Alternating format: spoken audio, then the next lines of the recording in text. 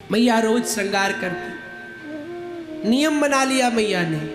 एक बात कहूं, भगवान में मन कैसे लगे, बहुत इंपॉर्टेंट प्रश्न है, क्योंकि यहाँ पर बैठे लगभग लोगों का यही प्रश्न होता है कि गुरुजी भगवान में मन कैसे लगेगा, मन चंचल है। सही बताऊं तो मन का चंचल होना ही अच्छी बात है।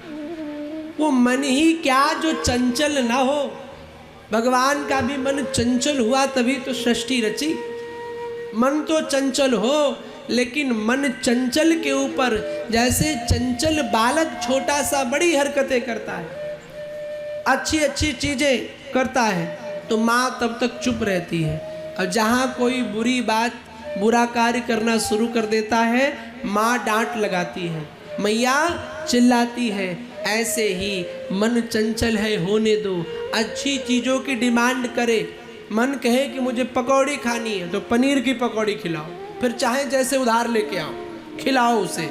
लेकिन मन कहे कि मुझे पाप करना है तो जैसे माँ बच्चे को डांटती है, ऐसे आप भी अपनी आत्मा से मन पर कंट्रोल करो, भगवान में मन लग जाएगा। और मन लगने से पहले तन लगाओ, तन की आदत डालो। भगवान के सामने एक आसन पर बैठने की कोशिश करो।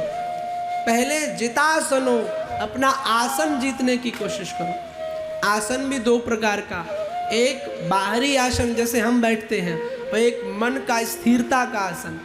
आप पहले अपने अंदर स्थिरता लाओ, एक आसन पर बैठने की कोशिश करो। मन को लगाने से पहले तन को लगाओ। जबरदस्ती बिठाओ कथा में, एक दिन बिठा के देखो। कई माताएं ऐसी हैं यहाँ पर जो सिर्फ 1 घंटा सुनने आई थी, और एक दिन सुनी तो 7 दिन आने लग गई। बहुत से लोग ऐसे हैं यहाँ पे। क्यों? क्योंकि जब शरीर बैठेगा तो मन स्वतः लग जाएगा। इसीलिए पहले तन लगाओ, तब मन लगेगा। भगवान में पहले तन लगाओ। एक माला करो, लेकिन नियम के साथ में करो। ये नहीं आज कर लिया गुरुजी ने कहा और कल देखा जाएगा, परसों देखा जाएगा। नहीं, नियम के साथ में करो। चैतन्य महाप्रभु कहते हैं कि नियम का पालन करो। क्यों? क्योंकि नियम से निष्ठा होती है, और निष्ठा से रुचि पैदा होती है, रुचि से फिर आसक्ति पैदा होती है। आसक्ति का अर्थ जिसके बिना रहा ना जाए, और आसक्ति से राग प्रकट होता है, और राग से फिर अनुराग प्रकट होता है। और रामायण में लिखा है, मिल ही न रघुपति बिनु अनुरागा। इसलिए सबसे पहले तन लगाओ। तन लगाओगे तो अनुराग की भी उत्पत्ति हो जाए। मैया यशोदा ने नियम बना लिया, रोज लाला को तैयार कर दी। अब लाला 4 दिन के भये, और 4 दिन के भये तो हमारे भोले बाबा को पता चले कि कन्हैया को अवतार है गयो।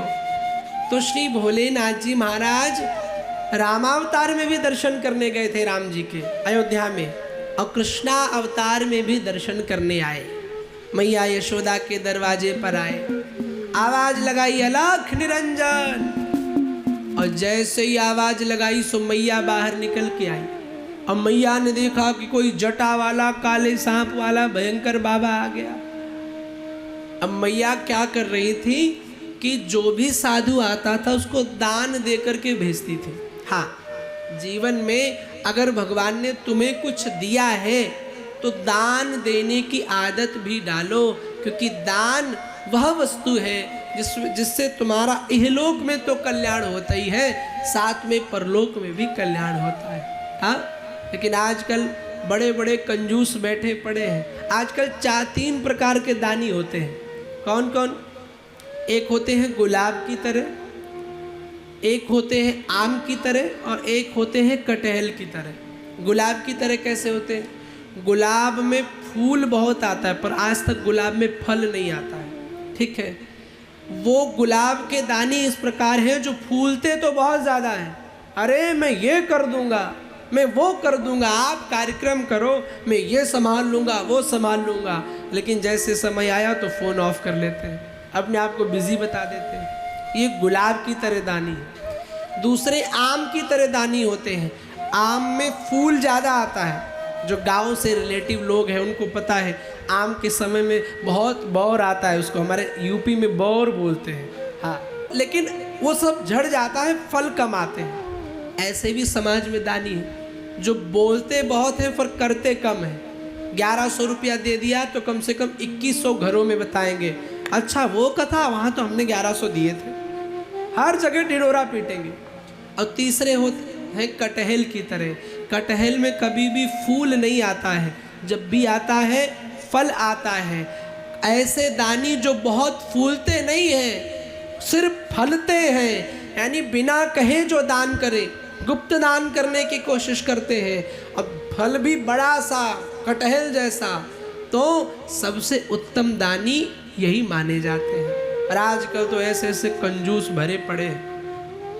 एक आदमी बड़ा कंजूस, मुझे स्वामी राजेश्वरानंद जी की एक कथा प्रसंग याद आ गया।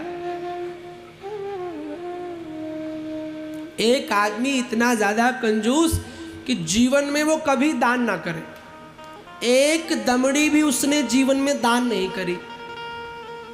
तो एक दिन की बात उसकी पत्नी ने कहा, प्रभु जी 13 किलोमीटर दूर गंगा जी है, कम से कम कुछ नहीं, एकादशी का दिन है, गंगा जी ही नहा लेते हैं। तो उसने कहा ठीक है चलो, लेकिन पैदल चलेंगे। कंजूस आदमी था, बोले ठीक है भाई पैदल चलो। पैदल चल के गया। अब वो घाट पर नहीं गया, क्योंकि उसने सोचा घाट पर जाऊंगा तो पंडा दान करवा लेंगे, पैसे पुजवा लेंगे। तो वो कहाँ गया? शमशान घाट पे। बोले वहाँ कोई पंडा होगा नहीं। और जैसे ही डुबकी लगाई सो भगवान ने सोचा चलो इसके साथ आनंद किया जाए, तो भगवान शमशान घाट पे पंडा बन के प्रकट हो गए। और जैसे डुबकी लगा के बाहर निकला, भगवान बोले यजमान की जय हो। उसने खोपड़ी खुजलाई, यहाँ भी तुम आ गए? तो बोले तुम यहाँ रहते हो पंडा जी? तो भगवान बने पंडा ने कहा हाँ हम तो यहीं रहते, और आपके जैसे यजमान आते हो हमारे साल साल भर के खाने की व्यवस्था कर देते। अब महाकंजूस आदमी, उसने कहा देखो मेरे पास कुछ भी नहीं है। बोले कोई बात नहीं, आप संकल्प कर दो, हम ले जाएंगे आके आपके घर से। तो उसने सोचा कि कौन आएगा 13 किलोमीटर। तो उसने एक दमड़ी, एक दहला, दहला मतलब एक पैसा, एक पैसे का संकल्प किया और सोचा एक पैसा लेने कौन 15 किलोमीटर आएगा। अच्छा वो तो भगवान थे। जैसे ही घर में घुसा, भगवान पीछे से आ गए, कुंडी खटखटाई, यजमान की जय हो। अब उसने बोला मुझे घुसते देर नहीं हुई, आ गया। पंडितानी निकल के आई, जी प्रभु जी। बोले बस दान लेने आया हूँ अपना। सेठ जी को बताया, वही पंडा जी आए हैं। तो सेठ जी ने कहा जाओ बोल दो उनकी तबीयत खराब है। हाँ, अब आई देवी जी पंडितानी, सेठानी, महाराज जी सेठ जी की तो तबीयत खराब है। अब भगवान भी कम नहीं, भगवान ने कहा हो मेरे यजमान की तबीयत खराब, अब तो मैं यहीं रहूँगा, महामृत्युंजय जप करूँगा फ्री में, बस खाने की व्यवस्था करो, जब तक ठीक नहीं हो जाएंगे नहीं जाऊँगा। अब उसको लगा कि वैसे तो एक पैसा जा रहा था अब तो ये रहेगा, घी भर चम्मच भर और जाएगा, नाश्ता भी खर्च होगा। तो उसने कहा जाओ बता दो कि खत्म हो गए। अब तो महाराज आई सेठानी रोते रोते, महाराज जी। बोले हाँ। बोले गए? बोले कहाँ? बोले ऊपर गए। अब भगवान तो भगवान, विपुल रूप, अनेक रूप रखे, पूरे गांव में खबर फैला दी सेठ जी तो गए। अब पूरा गांव आ रहा है, अरे भाई बड़ा गलत हुआ, बड़ा गलत हुआ। सब सेठानी को चुप करा रहे। अब सेठानी कहती भी है कि नहीं गए, तो सब कहते हैं बिचारी को सदमा लगा है, बिचारी। अच्छा सेठ इतना चालू पड़ा, लोग उसे अर्थी पर बांधने लगे, और इतना कंजूस आदमी वो बंध गया, लेकिन टस से मस नहीं हुआ। लकड़ियां सजाई गई, जलाने की बारी आई। भगवान बोले हम हार गए, ये मर जाएगा बेचारा। तो भगवान बोले रुक जाओ, जलाओ नहीं, पहले मुझे मेरे यजमान के कान में एक मंत्र पढ़ना है। कहा कौन सा? बोले वो हमारा अपना मंत्र है। तो भगवान कान के पास गए और उससे कहा सुनो, आया हूँ बैकुंठ से तुम हित नाता जोड़, मैं साधारण नहीं भगवान हूँ, उठ जा। और उसने धीरे से एक आंख खोली और देखा पंडा, फिर आंख बंद कर दी। भगवान ने कहा ये मर जाएगा। कहा आया हूं बैकुंठ से तुम हित नाता जोड़, मांग मांग तब कहीं प्रभु, मांग लो। तो उसने कहा सरकार अगर भगवान हो तो एक ही चीज दे दो। बोले क्या? मांग मांग तब कहीं प्रभु। तो बोला पैसा दीजिए छोड़, जो संकल्प में पैसा लिया था वो छोड़ दो, बस यही चाहिए और कुछ नहीं चाहिए।